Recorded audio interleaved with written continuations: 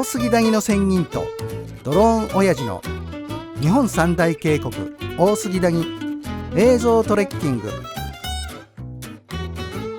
この動画は大杉谷登山道登山口から道倉滝の区間約 9.2 キロの全行程をノンストップで撮影することにより、映像によるトレッキングを楽しんでいただこうというものです。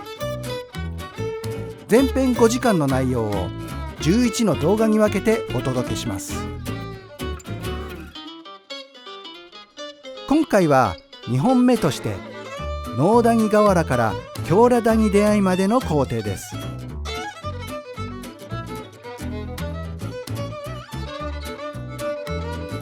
岩が苔に覆われた苔の道、炭焼き窯に草木が絡まる姿はまるでジブリの世界みたいです。エメラルドグリーンに光る京良谷出会いを目指します。この撮影時のトレッキング時間は27分間。映像トレッキングの最後には京良谷のドローン映像がついていますので、最後まで見ていただけると嬉しいです。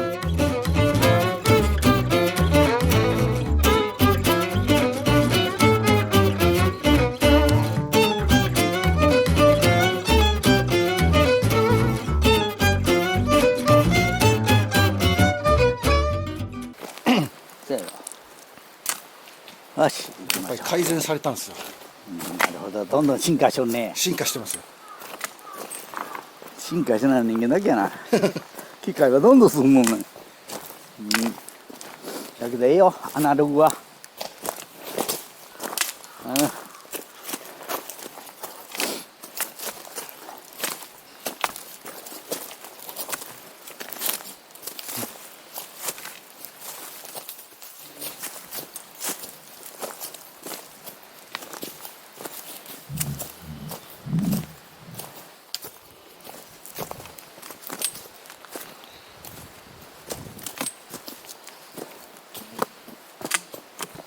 京良谷っていうところを目指したんですけども、京良谷出会いっていうじゃないですか。はいはい。その出会いっていうのがあんまりその下流部、都会に住んでる人って出会いってあんまり聞き慣れない言葉だと思うんですけども、そもそも出会いって出会いっていうのは要するに、本流の川がありますよね、はいはい、本流に流れ込んだところが、要するに川と川が出会うところが出会いなんですよ。基本はじゃあ本流があってに支流が流れ込んだその突き当たったところ、出会うところ、本流と支流が出会うところを出会いって言うんですよ。まあ、合流地点っていうような言い方をそうですね、合流地点ですよね、内容は合流地点ですよ。で谷が集まって川になるんですよね、だんだんと太くなって流れも大きくなって、だから大体普通支流はこの大台町では支流ではもう谷ですね。で谷がどんどん集まって、だから大台から流れいろんな支流が集まって大杉谷になって、ね、で大杉谷に大和谷川とか父ヶ谷川が集まって宮川になっていく。なるほど。だからまあ宮川の源流ですけども、じゃあもともと大杉谷に川は流れてなくても、川が流れてなくても谷としては存在するんですね。そうそう。なるだからもう支流はみんな谷ですよね。ほど。現在もそうですよね。じゃあ大杉谷も支流っていう位置づけなんですね。大杉谷は一応本流ですね。宮川の本流、だから大杉谷、はい、頭本流やね。だから小さな支流が集まって大きな谷になって、でその大きな谷が集まって川になってくる。だから大杉谷も本流ですけれども谷ですよね、大杉谷川とは今まで聞いたことないね、大杉谷しか聞いたことないね。これはやっぱりその場所によっても地域によって違うと思います。3つ目の吊り橋。3つ目の吊り橋、これがね、地獄谷で住んで、地獄谷吊り橋。地極谷って驚きしい名前やけど、温泉ではないんですよね。温泉ではない。これは温泉は昔からあるとは言われてないね。掘れば出るんだろうけど、岩が硬すぎるからね。あああ、だから中央構造線のこれ大体ダムで硬いんですよ。あ、前あそこら辺にもね、もうあゆとかアマゴが見えとったんやけどね、今全然見えないもんね。残念。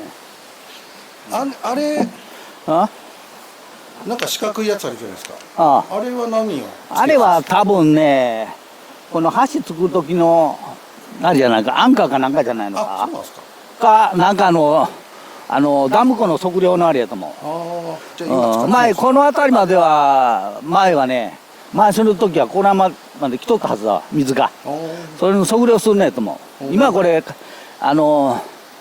河床が上がってきたからなかなか船満水にならないけども、昔は船で来てたんですか、ここまでは来なかったけども、ここまでがバックオーターやったと思いますよ。そういう意味でああいうのがええと思う。ちょっと何かは分かりませんけど、橋もとにかくそういうの何回も書き換えとるからね。だけど向こう道ないからね。何なんだろうね。昔はあっち歩いてたんですよ。そうそう、昔は向こう。昔の江戸時代なんか向こうや。これはこちらの道はあれですよ、ダムができて、で、大田原にその観光ルートを開くためのこちら道つけたんで、本来は向こうです。江戸時代から登ってたんですね。そうそう。江戸時代は魔の山って言われとって、吉宗公になるまでは吉宗まで遡りました。あれですよ。大田原へは大杉からは登ってないんですよ。それで物理の学者ね、薬草の、地元では野呂玄城さんっていう人がいるんだけど、そういう人が吉宗の命令でとにかく大台には不老不死の植物が薬があるはずだって言うんで、それで命令で5人ぐらいで登ったんですね。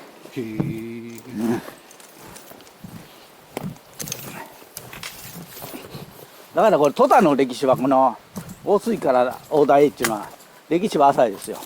本格的には昭和の15年ぐらいからでね、一般の人が登りになったのは。でこれは伊勢神宮の三染山やったから、ね、江戸時代はだから遷宮は、51回目が最後やからね、大台ヶ原まで聞いたちゃらしいですから。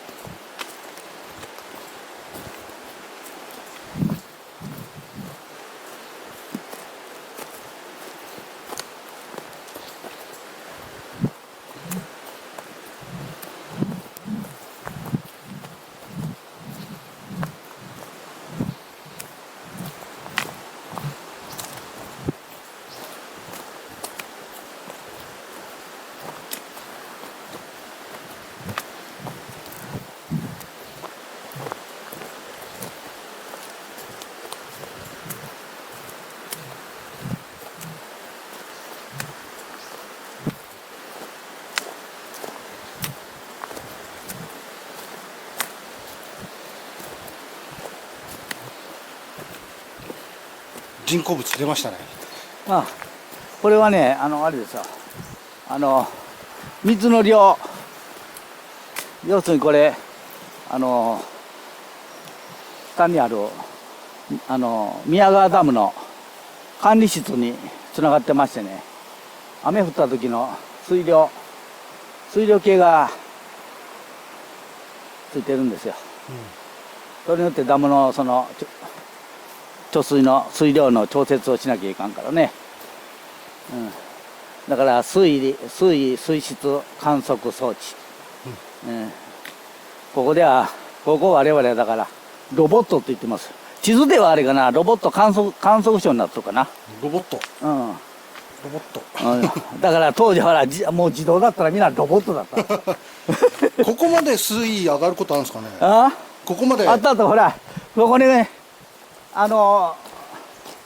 こちらと向こうにね、橋桟橋があったんですよ。はいはいはい。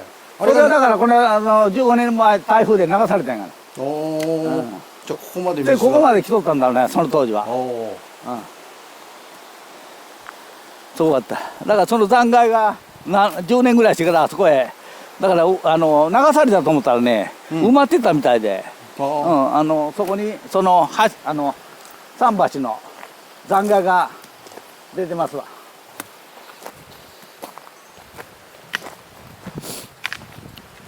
炭焼き小屋。ここは炭焼き小屋の炭焼きあって、これが小屋だね、多分小屋の跡やと思う。炭焼き小屋。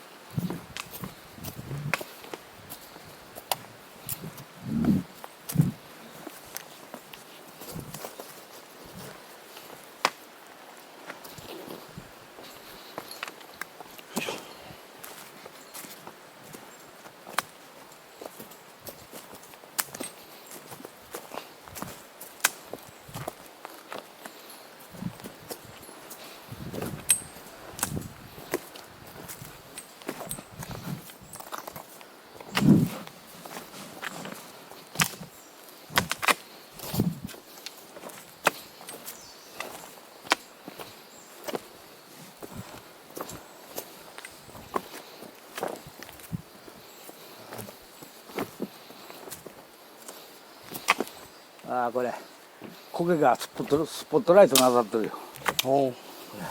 綺麗に苔の道。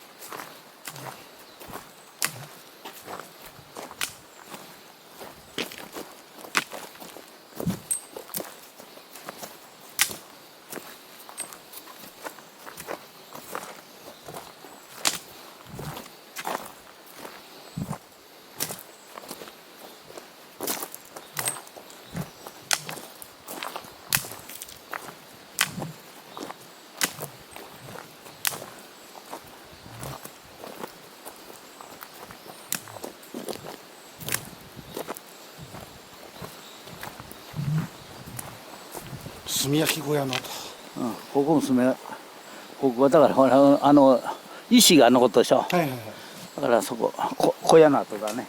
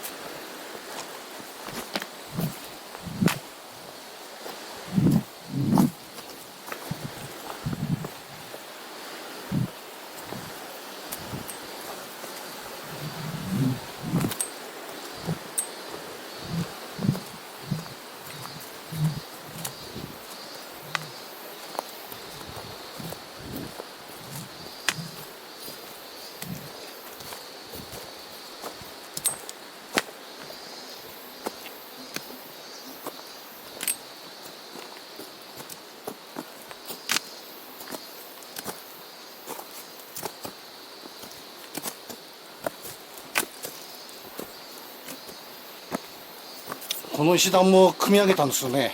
うん、これもだから平成16年のその台風大台町もすごい大杉もこの登山道もブツブツにやられてね、10年ぐらい閉山しとったんだけども、この閉山した時にこれ付け直したんだ。これもうこの下を通っとった。うん、だからこれがもう崩れてしまったもんで、これは新しく台風後につけた道。よく組みましたね。何人ぐらいでやったんですかこれ。いやこれはもう災害復旧のあれやから業者さんですよ。あ、業者さんがやったんですか。そう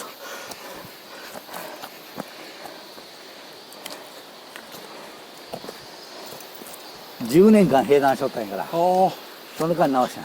一応じゃあ復旧の予算がついてたんですね。ほらそうだよ。あれはすごかったでね、被害は。私の計測では半日で1200ミリ降ったんやから。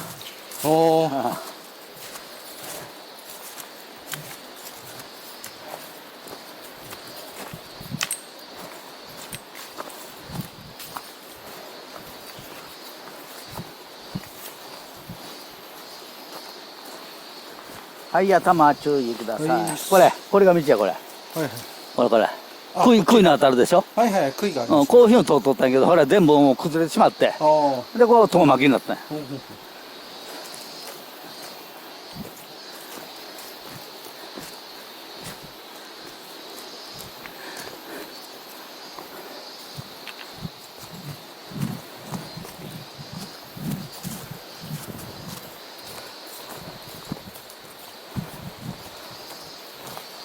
はい、頭注意。はい。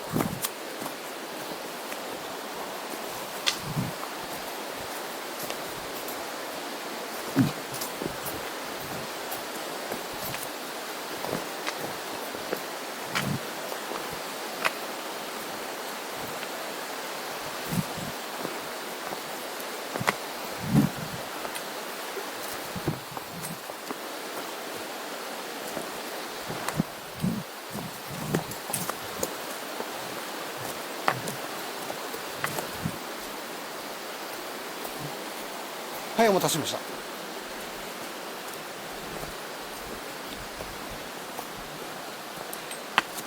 もうここからはね、河原には降りられないんで、ここで、ちょっとはい。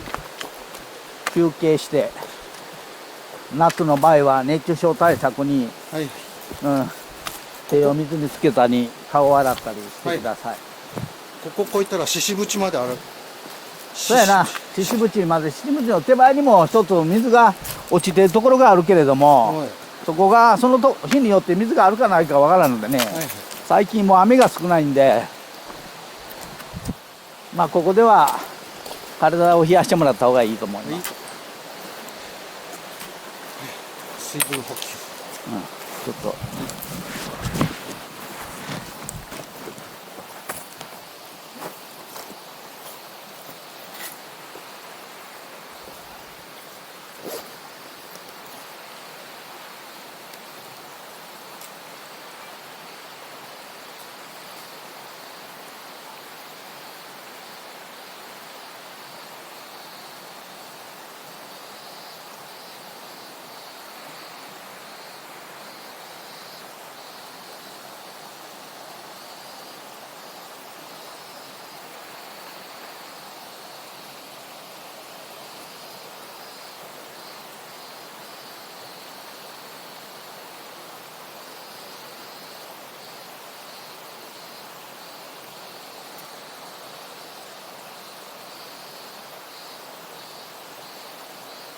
ここで水補給。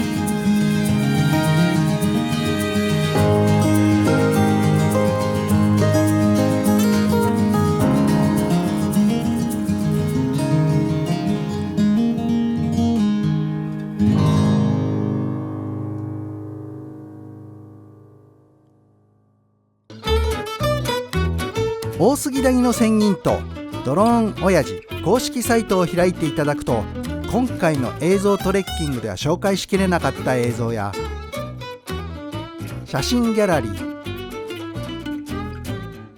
ドローンによるパノラマ写真なども閲覧することができます。ぜひそちらもご覧ください。当 YouTube チャンネルのグッド評価、チャンネル登録もよろしくお願いいたします。